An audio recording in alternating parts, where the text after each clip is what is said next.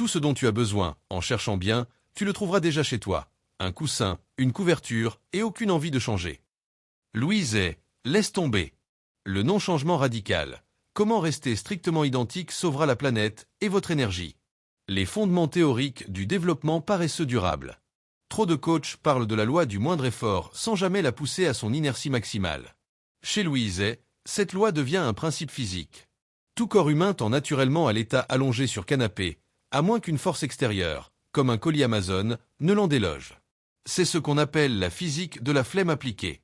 Le matériel de base du sous-développement personnel. Canapé à mémoire de forme. Retenir vos formes, même les plus molles. Coussin ergonomique anti-rêve de grandeur. Vous empêche de trop penser à votre avenir. Télécommande hors de portée.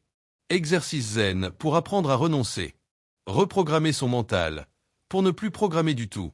Oubliez la visualisation créatrice et autres diableries de la productivité. Ici, nous prenons la visualisation de sieste, basée sur le protocole Ronfle 2.0. Fermez les yeux. Imaginez un futur, sans vous dedans. Rouvrez les yeux. Ne faites rien. Félicitations, vous êtes dans l'état de non-création absolue.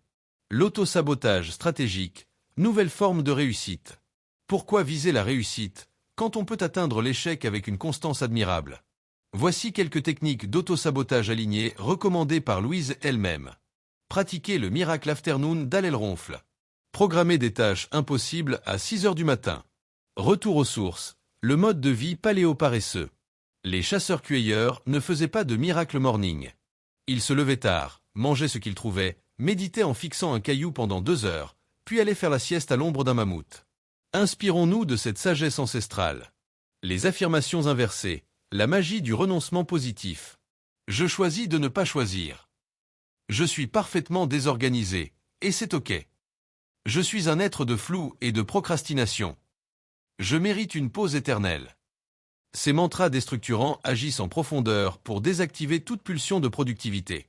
Le témoignage de Sabrina, ancienne coach en life design.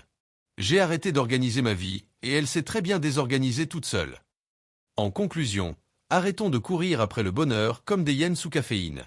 Parce que parfois, le sommet du développement personnel, c'est simplement ne pas monter l'escalier. Pas bouger, je suis resté là. Le monde courait à pas. Pas bouger, je regardais le plafond. Je pensais à rien, c'était bon.